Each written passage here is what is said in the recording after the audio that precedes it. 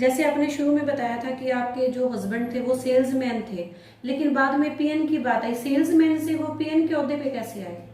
वो पता नहीं है मेरे को क्या हुआ क्या नहीं हुआ। जब इनको दोबारा नौकरी पर ज्वाइन किया गया ना, तब धर्मवीर जी ने बोला था कि इनको सेल्समैन से पीएन बनाया गया। मैंने उस चीज के बारे में भी वो ऑब्जेक्शन उठाया, तभी इनको सेल्समैन, हमने इतना पैसा भी भर दिया, नजायज पैसा भरा, तभी इनको सेल्समैन से पीएन क्यों बनाया गया। तो वो धर्मवीर जी बोले कि इन्होंने पहले भी इस पर झूठा गमन का इल्जाम लगा कर इसको फंसा दिया। अब आप कोई चीज के बारे में कुछ ना बोलो, इसको पीएन ही रहने दो, क्योंकि इस पर दोबारा फिर ये भोला भाला सीधा साधा आदमी है, इसको फिर दोबारा फंसा लेंगे, ये गमन का इल्जाम दोबारा लगा देंगे इसके ऊपर। तो मैं कुछ नहीं बोली, चलो सोचा भी इतना नुकसान खाने के बाद दोबारा नुकसान ना हो जाए जिंदगी। मेरे पास कुछ भी नहीं बचा था, मैं नहीं चाहती थी मैम कि मेरे पास दोबारा कोई और नुकसान हो, इसलिए मैं चुप होगी वहीं पर। और एक और बात बताना चाहती हूँ मैं आपको कि मेरे हस्बैंड सेवादार पीएन की ड्यूटी पर थे। उनकी ड्यूटी, अगर एक सेवादार हो तो दूसरे सेवादार की कोई जरूरत नहीं होती।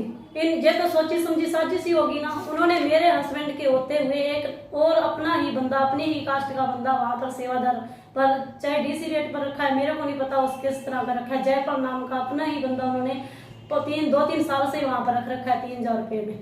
मेरे हस्बैंड को ना झाड़ू निकालने देते, ना चाय बनाते, वो सारा काम उसको दे रखा था। उन्होंने पहले सोच रखा था ना कि ये आदमी को या तो निकाल देंगे झूठा इल्जाम लगाकर, नौकरी से दोबारा सस्पेंड कर देंगे, या ये खुद ही छोड़कर परेशान करेंगे तो ये खुद ही छोड़कर चला जाएगा, तो फिर इसको पक्का कर देंगे। वहां अपने एक ही कास्ट के सारे इकट्ठे हुए पड़े हैं, हमारी वहां कोई नहीं सुनता, ना मेरे हस्बैंड की सुनता, ना अब हमारी सुन रहा है। मेरे बेटे की हम 3-4 चक्कर लगा चुके हैं, वहां पर हमारी कोई सुनवाई नहीं हो रही है। इसी कारण तो मेरे पति की डेथ हुई है, क्योंकि मेरे पति की कोई सुनवाई नहीं करता था। मेरे पति किसको बताते, गरीब का कौन होता है, कोई किसी गरीब का नहीं होता। सब ये मिली भगत है इन सभी की, ऊपर से लेके नीचे तक ये सारे मिले हुए हैं, दिवाली तक ये सारे मिले हुए हैं। साइन करवा के कभी एरियल का आया 95,000, तो हमें नहीं इन्होंने बताया। सिरचन प्रबंधक जी ने 95,000 रुपये एरियल आया था, ये भी निकलवा के खा लिया। जो भी 3 लाख का और बता रहे हैं, उनके गुजरने के बाद हमें पता चलता है कि 3 लाख उनके खाते में से निकाल के इन्होंने खाए हैं। वो मैंने तो इतनी उम्र में भी नहीं देखे 3 लाख इकट्ठे कैसे। तो मेरे पति ने तो आज तक मेरे को 3 लाख रुपए लाके नहीं दिए, वहां से भी पीएफ वगैरह कुछ भी। पीछे हमें जरूर मिला वो 78,000 रुपया पीएफ मिला, वो बस हमें 1.5 लाख बता के हमें 78,000 रुपया दिया गया। हमने वहां से और कोई पैसा नहीं लिया बैंक से। और एक बात और भी आपको मैं बताना चाहती हूँ कि मेरे पति की आए महीने 1200-1300 रुपये सैलरी कम बनाते थे। मेरे पति को आज तक नहीं बताया गया कि तेरी सैलरी कितनी है। कभी उसको 4,000 पकड़ा देते थे, कभी उसको 5,000 पकड़ा देते, कभी उसको 2,000 पकड़ा देते थे। कहते तेरे इतने बचे, तेरे ये कट गए, तेरे वो कट गए, ऐसे कह के मेरे पति को टाल देते थे। वो सीधा साधा भोला वाला था, वो इतना कुछ जानता नहीं। वो सोचता था पहले ही मैं सस्पेंड हो चुका हूँ, अगर मैं ज्यादा कुछ करूंगा तो मेरे को ये दोबारा ना सस्पेंड कर दे। इतना डर बैठ चुका था उनके अंदर नौकरी का जाने का कि वो बस उनका कोई मुकाबला नहीं करते थे। बस जैसे जिंदगी चल रही थी वैसे चल रही थी। मैं तो ये बात से भी संतुष्ट थी भी चलो मेरे हस्बैंड जॉब पर जा रहे हैं, चलो जैसे जैसे हमारे घर का गुजारा हो रहा है। फिर भी इनको हजम नहीं हुई। इन्होंने पता क्या किया, मुझे मेरे पति को रजिस्टर नहीं देते थे हाजिरी लगाने के लिए। 10-10 दिन बोलते, 10 दिन आओ, 12 दिन आओ, तेरे आपको कब देंगे, जो 10-12 दिन हो जाएंगे इकट्ठे हाजिरी लगाने रजिस्टर। तो सिरचंद प्रबंधक ने क्या किया, 10-12 दिन की हाजिरी इकट्ठी होगी, मेरे हस्बैंड को बोले ले हाजिरी लगा ले। हाजिरी लगाने लगे ना, तब उन्होंने ना बाहर जाके इनके कमेटी मेंबर है अनिल जी जो पत्रकार है, उनको बुला लिया। उन्होंने इनकी तस्वीरें वगैरह खींच ली। वो तस्वीरें दिखाकर इनको टॉर्चर करते रहते थे कि तेरे ऊपर भेजेंगे, तेरे को नौकरी बीए बैकडेट की हाजिरी लगाता है, इनको सस्पेंड किया जाए। जे इस बात का गम लेके बहुत ज्यादा परेशान है। मेरे को भी नहीं बताया उन्होंने जे बात भी, जैसे विंडो वगैरह लगाएगी और करेगी, ज्यादा परेशानी उठाएगी। पीछे भी बहुत परेशानी उठा चुकी है और हम परिवार को और दुख नहीं देना चाहते थे। उन्होंने ये दुख भी अपने अंदर ही रखा। यह तो उनके गुजरने के बाद उनके मौजूदा कर्मचारियों से हमें ये सारी बातें पता चलती है कि उन्होंने ये हमारे साथ कर रखा है।